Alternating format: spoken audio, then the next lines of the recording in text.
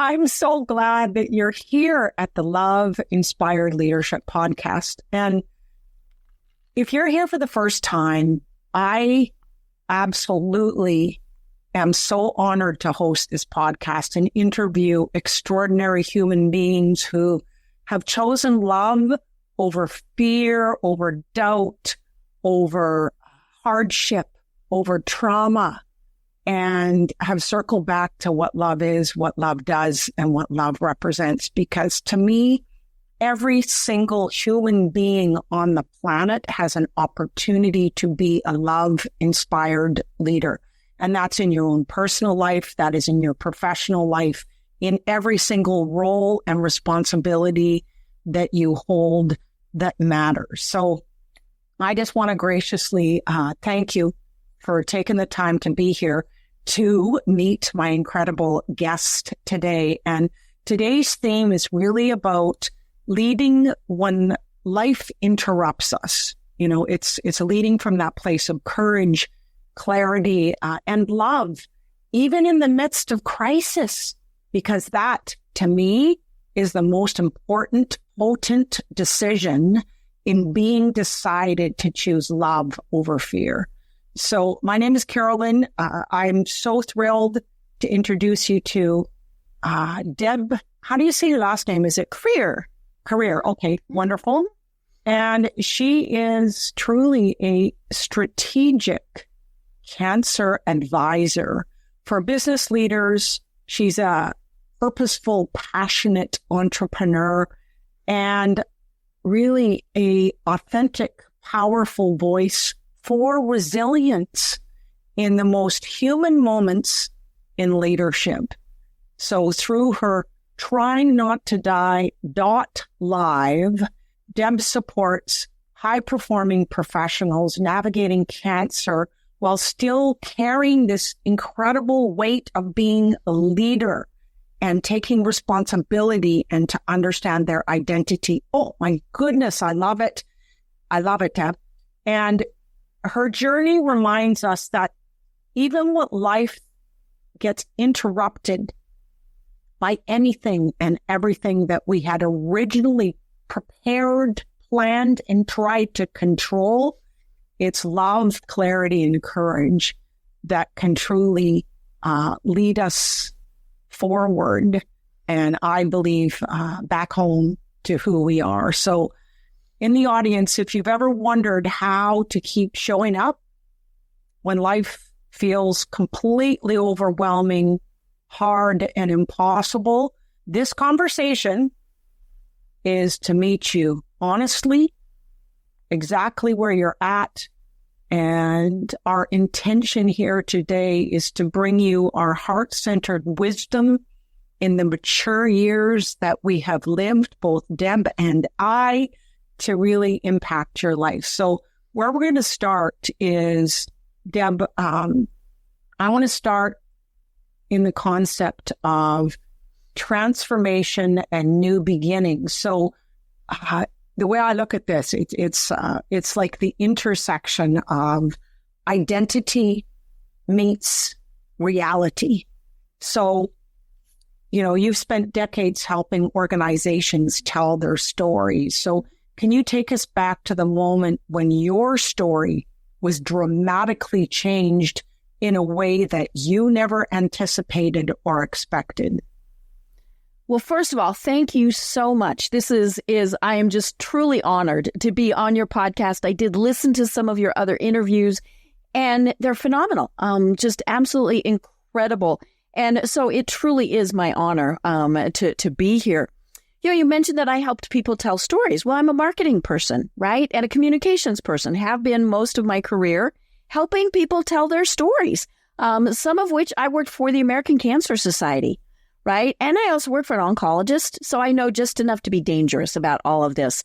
But it was about 10 and a half years ago, I went in for my annual checkup, I had my mammogram, and they called and said, you've got to come back.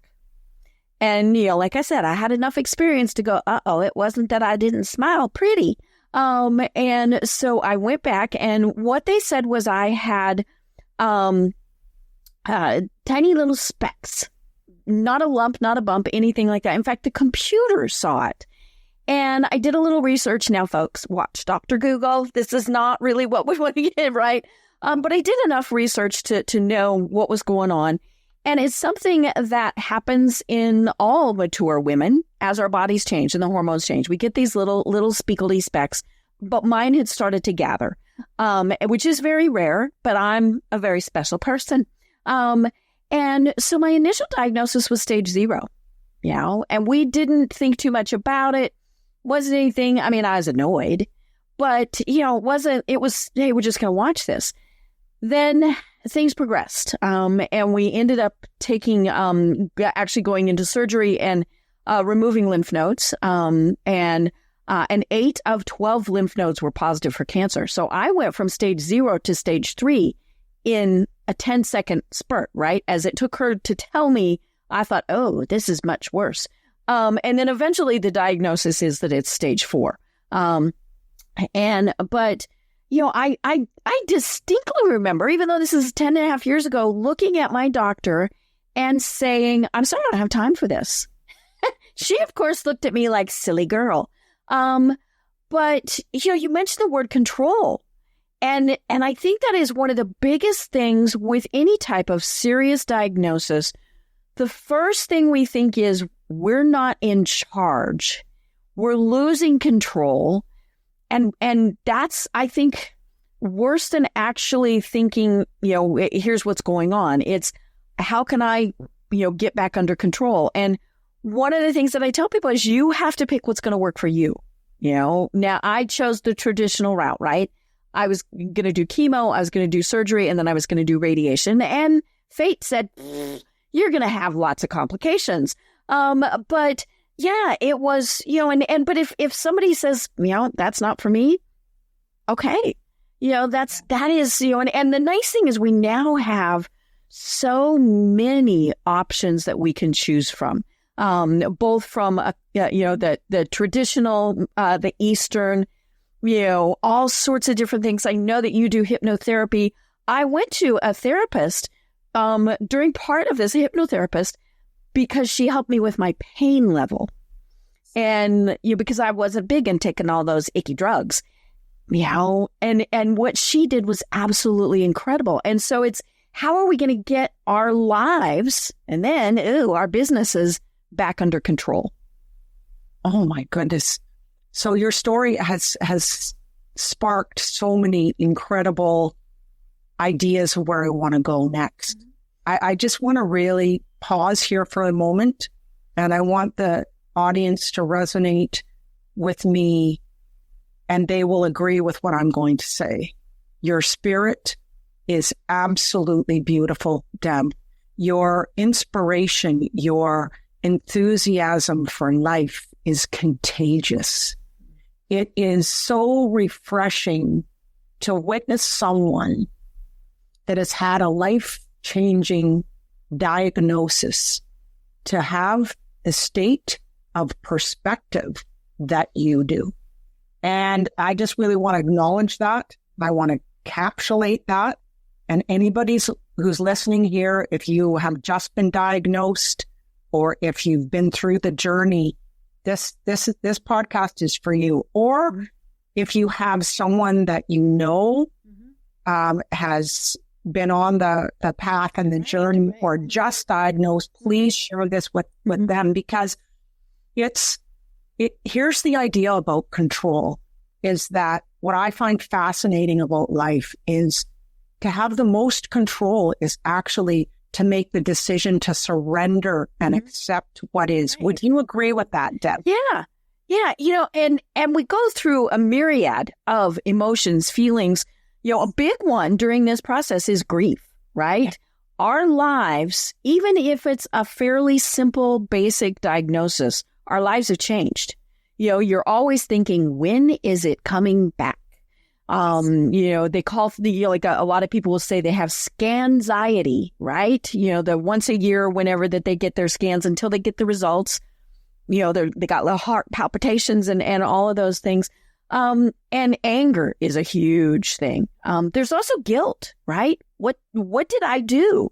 And What did I do to deserve this? Why is this happening to me? Yes. Right? Right. And I only asked that once and was, and I was going in for, well, I like I said, I had multiple complications. My first chemo just about killed me. I ended up with septic shock, which 75% of the times is fatal. And my doctors were arguing over how fast I was going to die that day. And I mean, you talk about lack of control, but I remember thinking, excuse me, I get to vote here. But hold on a second. Yeah. Hold on. We got to get that. We got to grab it. Okay. I want to grab that. Hold on a second here. I have a say in this. This is my life. You're having a conversation whether I'm living or dying.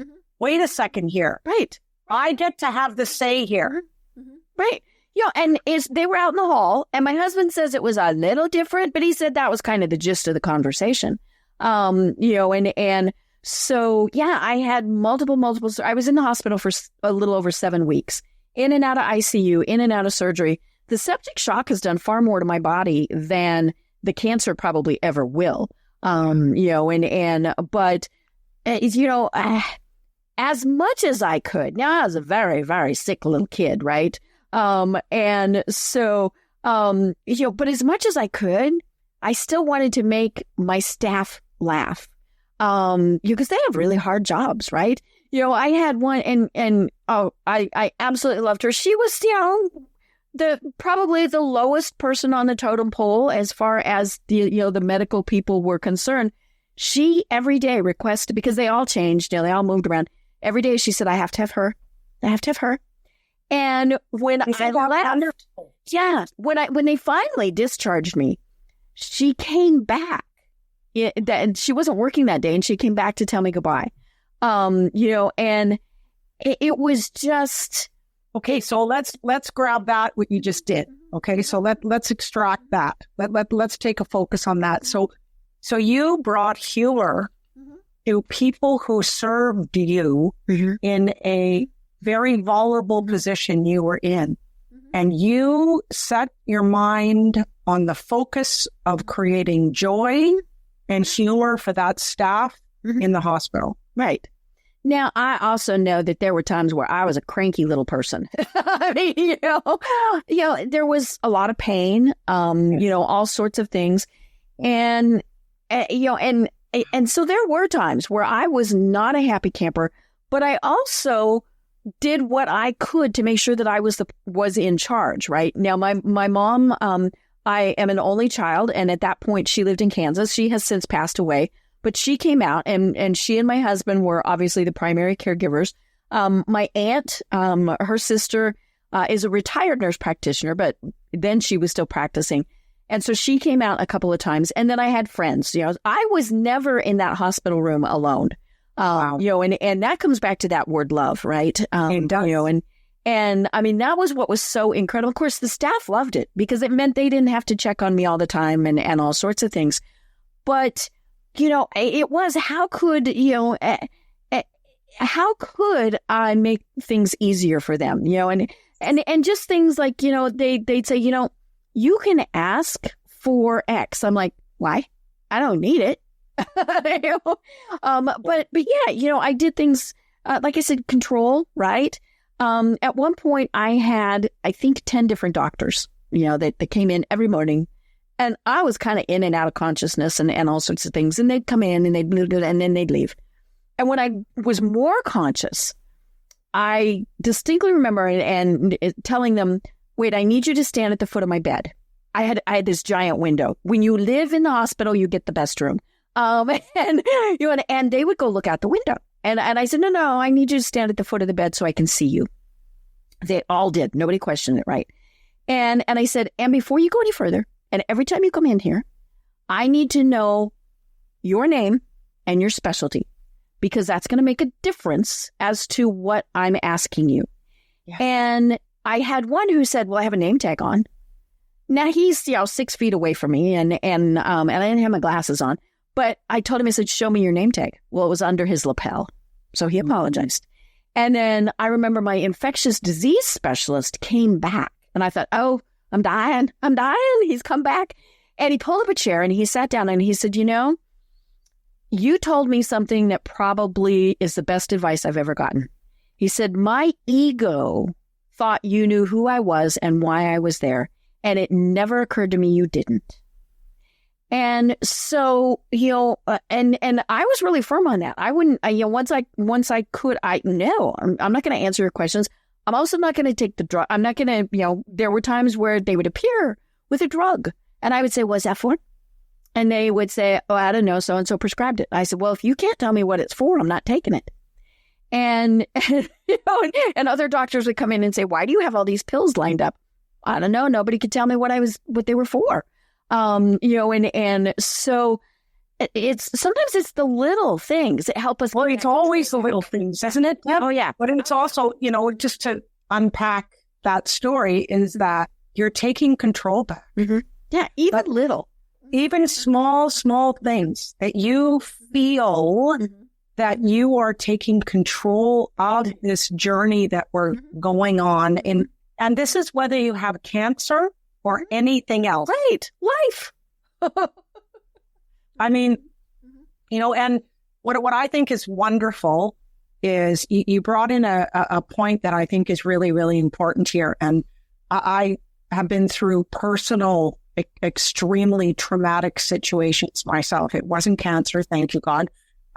And it's this concept of ego with that doctor and how you supported him to realize within himself that broke the connection with his patients. Right. So that forever changed him because you stepped up to be navigating, being decided to take control of this journey that you are on. So I think that is a profound thing. There were a couple of times in the hospital, and then I had to go to a care facility afterwards because when you've been in the hospital that long, you have to learn how to walk again and do things like that. And there were several times where I complained, like major complain. And I told them, I said, you need to understand, it doesn't affect me as much as I'm saying. However, I'm not the only one that this is probably affecting. You have a lot of older patients here. You have a lot of people who will not speak up. And I said, so I'm going to tell you, this is what is going on. And I actually had a nurse hurt me on purpose and not as part of, hey, we have to you push harder for physical therapy. No, she physically hurt me. I mean, like I could have had her arrested. And they asked me, they said, do you want us to do that? I mean, they knew how serious it was. And I said, no, you just make sure she never works with patients again. I have no idea if that, if they did or not. But I said, you need to understand. I was able to say, get your hands off of me. 90% of your other patients cannot do that. Well, then you made a stand. I'm just going to state what you did. You took a stand really at a voice for the people who could not have a voice for themselves. And you knew it was an injustice. And you had the courage and the confidence to really be an advocate for all the other older, mature, not as resilient other folks that maybe were going through the same. Because when you go through cancer, I'm supporting someone right now intimately that's been through prostate cancer, and I'm his emotional resource in the last year and a half, almost 2 years now, through radiation and everything, and it's hell. So I know that, because I'm witnessing it right now, I know that when you go through cancer, you make the decision that you are going to take control back. Everything changes. I'm witnessing it right now. We had a conversation yesterday, and you're going to understand this. He just made a decision to not have the hormone therapy. He's going to see the oncologist today in 30 minutes to let him know.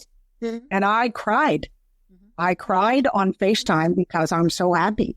Because there is a period of time you can either navigate through the cancer the whole way through, being your own advocate, taking control, or you can sit back and not. So I think the power is in taking your own control and being decided, right, that you're a part of this process. Right.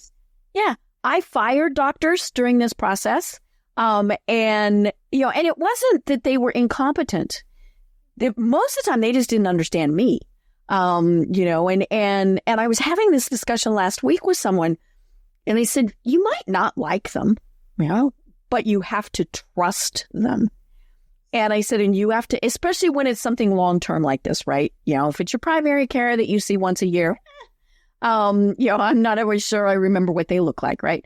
But yeah, if it's, and I said, for somebody who's going to be taking care of you for a long time, you have the right to say who they are. I said, because they work for you.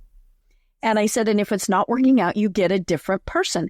And her response broke my heart. She said, you mean I can do that? And she's younger. Yes. And you know what?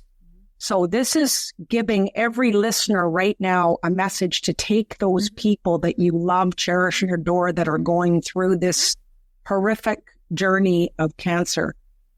You can tell them that they can give themselves permission to choose. Right. Is it awkward? Yeah. I mean, it's like firing an employee, right? We don't like doing that, even if they've been incompetent. But yeah, it's, and I love my team. I mean, I'm down to just, I think 4 doctors now. But like last week I had treatment. I am actually still in active treatment. I go in every 21 days. Like I said, I chose the traditional approach, which has turned out to be something very, very different from what anybody expected. But my treatment day last week, as we're recording this, was also my birthday. Oh. And of course they knew that because you go in and you have to tell them your birthday 900 times. And so I stopped and I bought 3 dozen donuts. Oh. So a dozen was for the front desk, a dozen was for the people who draw the blood, and then the treatment room, right? Yeah. And I told them all, I said, you all have kept me alive for 10 years. You deserve this. And they all just looked at me because now I've been going there 10 and a half years. I've never seen that. When I finished with radiation, I took them cupcakes. Now that actually, I see people do that more when it's their last whatever. And so, but yeah, show them, because like I said, they got really hard jobs with people saying bad things and all sorts of stuff. And so just show them the appreciation and tell the other people, hey, this person works for you. You need to know she does a really good job. Yes. So it, I mean, that's pouring love all over it. Let's be real here right now. And it's showing your gratitude, which is grateful is right behind you. I love that.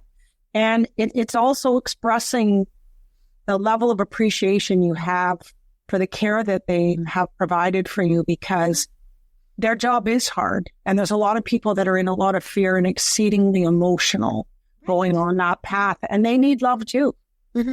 And also, here's the thing that I want to bring in right now, which I love, is that whatever we give is truly the only thing that we get to receive. Mm-hmm. So it's a circle of love. Mm-hmm. So whatever I contribute and give is this glorious opportunity to receive the same. Right. Yeah. I had a scan several weeks ago. I have scans, fairly often, blood work, all that good stuff, right? And this was somebody I hadn't had. And as we were walking out, we walked past this door that said manager. And I stopped. I said, are you her manager? And you could see she got this, uh-oh. Well, and what you're gonna say. Yeah, she's like, and I told him, I said, you need to know she did a really, really good job. And he said, nobody ever says that. I said, that's why I make so important, because people want to be appreciated more than anything else. So audience, listen up. I mean, I have been to the cancer clinic. I have seen the extraordinary, dedicated human beings that serve my friend. And for all the men out there right now, listen to me, please. Get your PSA taken every single year. 1 year it was 4, and the next year it was 10.7. Right. And so you don't know, and he had no idea, no symptoms, no nothing. Right. So he also has had 2 friends that he really encouraged them to go get the test, and they both had it. Right. So he saved 2 of his friends' life. Yeah. With cancer, the biggest thing that is going to help determine your survival is how early it is caught. Yes. And, and it's that way with a lot of various illnesses, but with cancer especially. And of course, the tricky thing is sometimes there are no symptoms, like with prostate cancer, things like that. And so you don't know. No. And so that's why simple blood tests, mammograms, all those various things. Are they annoying? Yes. Do we like having them done? No. I don't care, because the alternative is, not good. No. It isn't good. So tell me, what was behind the resistance becoming known as the cancer girl? Like, what ultimately shifted your perspective of that? Well, it was suggested to me by my absolutely fabulous business coach, who knows my whole story. And we were on a Zoom, and we were talking business, right? And then she shook her finger at me, and I thought, what did I do? And she said, you didn't go through everything you went through without using it to help others. I said, yeah, but I don't want to be cancer girl. Yes, I'm still in treatment. I still have to deal with this, but that's not what I want to be known for. And she just kind of looked at me, and I was like, ugh. And I mean, she didn't push any harder. And I thought about it. And I thought, they already call me in when it's a new patient, when they've got students. Oh, they always like to bring me in when there's students that they're working with, right? And because I'm going to, in a good way, tell them, things that they need to be hearing from the patient. One of which is, you ever call somebody by their diagnosis and you deserve to get smacked. I had somebody do that. I've had 3 diagnoses. First is stage 4 metastatic triple positive breast cancer. That's a mouthful, right? Then I had basal cell carcinoma. That sounds horrible. Yeah, that's your garden variety skin cancer, right? And I'm a redheaded, freckly kid. But then it's been almost 3 years ago, I was diagnosed with thyroid cancer. And one time when I was in for a checkup, they said, hey, the thyroid cancer is in room 4. And I went out and I said, excuse me. I understand HIPAA, which here in the United States is a privacy thing, right? And I said, so you can't yell out my name.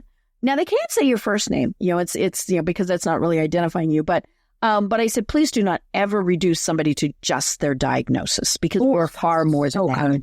Okay, and that's also taking control back. Yeah. I am not the thyroid cancer patient in room 4. But I thought about what Kathleen Caldwell, my business coach, had told me, and I thought, she's right. How can I help others? And that was when we started trying not to die.live, because we get so caught up in trying to not die that we forget that we have to live. And sometimes it's 5 hours, right? Sometimes it's, 40 years, but who knows? But how are you going to live during that time frame? Yes. And choose to lead with love. Yes. Choose to lead with curiosity and wonder and donuts and trust and caring about others too, and giving back even when it's challenging for yourself. Right. Because, I love your story. I love who you are. And, this is the essence of love-inspired leadership. And it doesn't always begin where we think it's going to begin, or land where we think it's going to land as an outcome.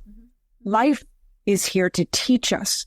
Life is here for us to make that clear and final decision that everything that happens to us in our life is for us, as teaching us the lessons, the gifts, and the opportunity to serve from your highest self. And that is what you're doing. And thank God for your coach, because that changed the trajectory of how you're showing up in the world. Correct? Mm-hmm. Yes. And I still have my business. I have my marketing firm that pays the bills. But yeah, it's, there are things, how can we help? And sometimes it's simple, right? Simple, basic things. In the infusion room, usually I'm not the only one there. I mean, it's a big place. There's 30 chairs that are in there. I get up. Now, I am a very mobile person, right? It's not like I'm attached to an IV or anything like that. And I'm always going and getting myself something to drink and cookies or whatever. Anybody I go past, do you need some? Can I get you something?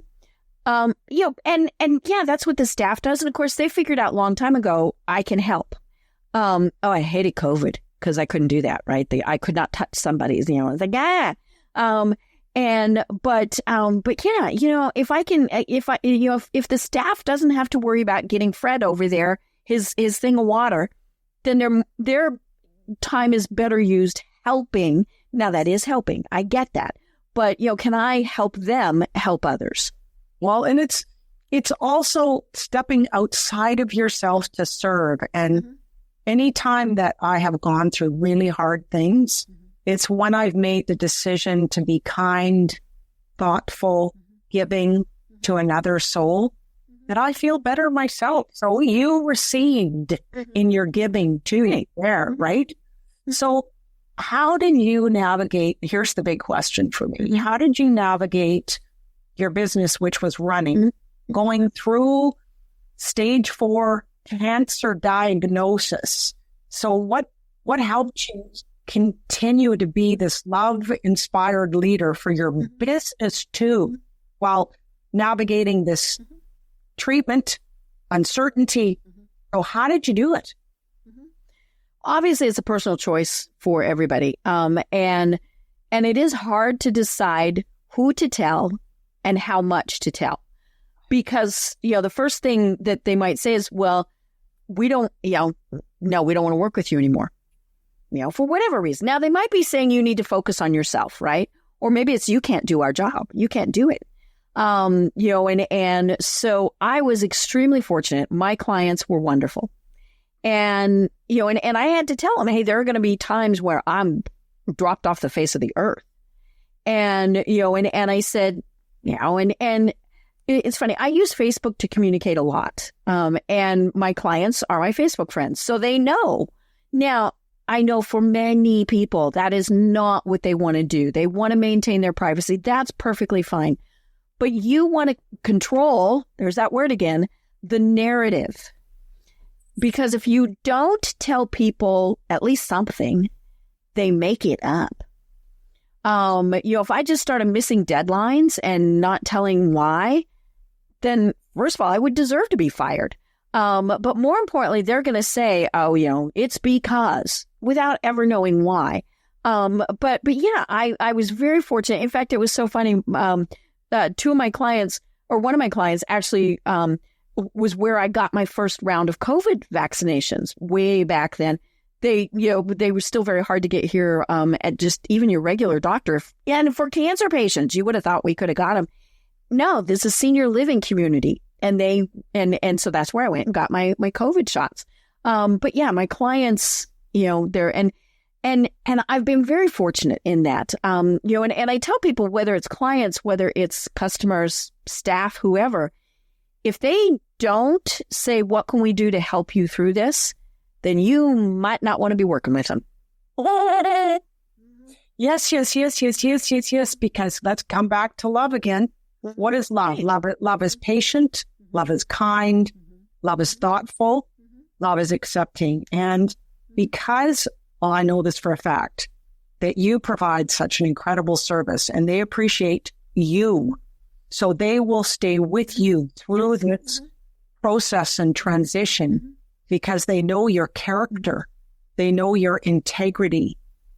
So I just think that's beautiful. So do you have any systems or mindset shifts that you believe that every leader could put into place before a crisis like this hits.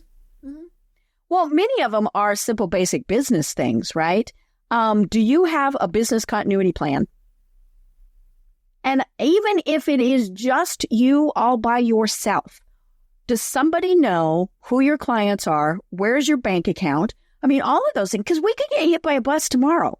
Or heaven forbid, you want to go on vacation, right? But have you thought about things like, if a key member of your business is all of a sudden unable to perform their duties, are those tasks written down? Are there things that absolutely positively must be done? Well, somebody needs to know how to do them. And of course, the trick is for all of this is in our head. We all, but write it down. And you're not broadcasting it to the world, but the people who need to know, that information. Delegate, which is really hard. Oh, I am a type A person. Yeah, delegating is really hard for me. And, but the other thing is we work with, and I have a very large volunteer group that I also manage in a totally different format. And I know that I have incredible volunteers. You also can have incredible employees, right? Give them the opportunity to shine by empowering them. And I think that's one of the biggest things is let them make the decisions. I do have a business podcast, and it's so funny because I had a guest on one time who told me he has thousands of employees. It's a big company.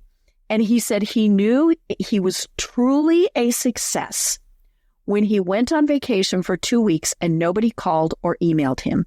Oof, how absolutely magnificent. And that is. But how many times are we like, oh, but that means they don't need us. They don't love us. No, it means you've got the right people. Yeah. And it means that you trust them. Mm-hmm. It means that you have empowered them to make their own decisions. Mm-hmm. And it also means that you believe in them and that you get to be the owner of this business. Mm-hmm.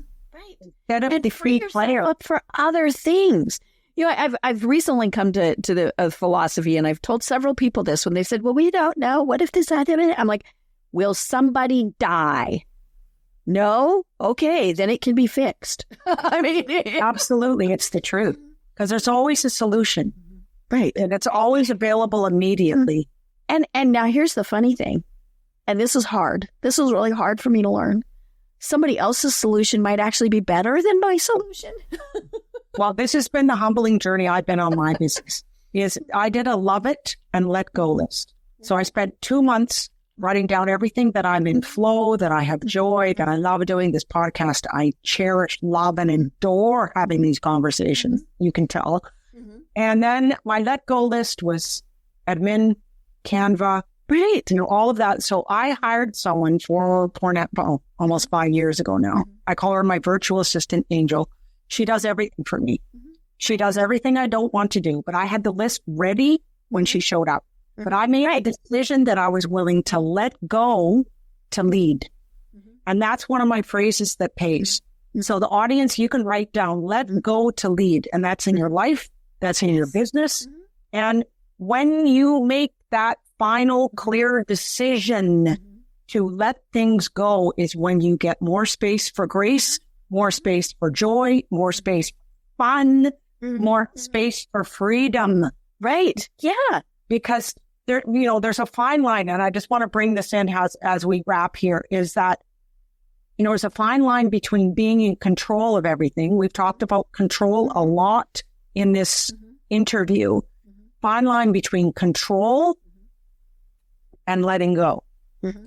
Now, I think we all, as human beings, need to be our greatest advocate to take a stand for what matters most within our life, within our integrity, with what's right. But also, there's so much that we can release and let go. So what's your final word and, perspective on control and letting go and that fine line? I think the big thing is to recognize you are in charge. And, and sometimes that is, I'm in charge to say it's your responsibility, or I'm choosing this treatment, or whatever it is, but you are in charge. And I think that's sometimes hard for women, and it's really hard when there's that person in that white coat who's gone to school for a bazillion years. No, you are in charge. You might still go with what they're suggesting, but it's your decision. Yes. And I love this interview. Deb, I think you are one of these bright lights in the world that have brought your pain to purpose, that you have brought your purpose to a passion, that you have brought hope for people, that you are bringing these messages of truth to people. And, I think about this incredible journey that you've been on over the last 10 years. And it's been a gift from God, I think, and a grace for you to just really learn to love yourself, to love the people in your life, and to really level up this love-inspired leadership and light you shine. Right. I think and it's okay to gently let go of people, right? Yes. Sometimes maybe not gently. But yeah, there's so much ick in the world. Yeah, no, we don't need all of that. As we're talking, the Olympics were last week. I love the Olympics. Sorry about the hockey. But to see the love that they had, and all of those things. I mean, that was, and the teamwork. I want to leave this with folks. I have a tribe. I tell people I'm a warrior. I'm a cancer warrior. I'm in the fight of my life. And I know some people don't like those words because they're aggressive. Find what works for you, but you have to have your tribe. And they're the people that are going to support you. And they come, they go, you get the right people, and you give the others the grace to go and do something else. But no warrior ever stands alone. Never. And you're never meant to do this alone. Not in life, not whether you have cancer, not whether you're running a business, whatever hardship, you're never meant to do it alone. And there's someone that you're thinking of right now that could be part of, you call it your tribe. I call it my dream team. I have people that I call in when I am off the path, that I call thinking above the line, is when I'm off the path and thinking below the line in fear, doubt, resentment, anger, regret, whatever the past, worrying about the future. I call in one of my dream team and I call in a lifeline and they tell me the truth. I get back on track within minutes and it is a blessing. It is a lesson and it is a gift. So I'm highly recommending the entire audience to build your tribe, build your dream team, because that's where miracles, that's where magic, that's where love lives. And that is the truth. And my Aim High method is all about love. It's about truth, alignment, and radiance. We're all here to shine our beautiful, loving light on the world because we all have a story too. And it's about telling that story with conviction, with purpose and passion. And Deb, you got that nailed, girl. Love it. So I want to thank you for your story. I want to thank you for your wisdom, your humanity, your kindness, your generosity of spirit. Wherever you go, it is beautiful and we can all be inspired by that. So tell us about how people can connect with you and your work. Yep. It's very easy. Go to tryingnottodie.live. That is the website URL. Yourcancercoach.live is also where, if you are an executive on this journey, where you can do that. You can Google me. There's, I think, 3 Deb Kriers in the whole world, right? I told you I was special. And I think I'm the only one with this red hair. So find me, reach out, and whatever I can do to help, just let me know. Oh, beautiful. And for the audience, please do. I mean, Deb has answers. She's lived it. Those are the people that you want to talk to because she'll tell you the truth and she'll love you up too, guaranteed, because that's who she is. That is her character. That is her integrity. That is her mission in life. That is her living legacy. So I also want to let the audience know once again that you can receive my 21 days above the line living. It's a sacred journey, listening to a 3-minute audio recording that I do in my pajamas in the morning after I do my journal. I give you reflections. I give you journal opportunities that you can look at. And here's my final question. How might love lead your next decision, even in uncertainty? So, Deb, thank you. Blessings to you, my dear. Blessings to you. And thank you for being on the Love Inspired Leadership Podcast. And to the audience, hey, I'm so happy that you're here. Please share this with many, many people, because my intention is to bring this deep love to the world, and I appreciate your help. Until next time, I look forward to seeing you and hearing you on the Love Inspired Leadership Podcast. Take good care. For years, you've been the woman who holds it all together. The team, the clients, the launch, the household. But lately, the cost is your nervous system, your sleep, your joy. You're leading on adrenaline, overthinking every decision, breaking quiet promises to yourself just to keep everything afloat. The Aim High Sanctuary is where that ends.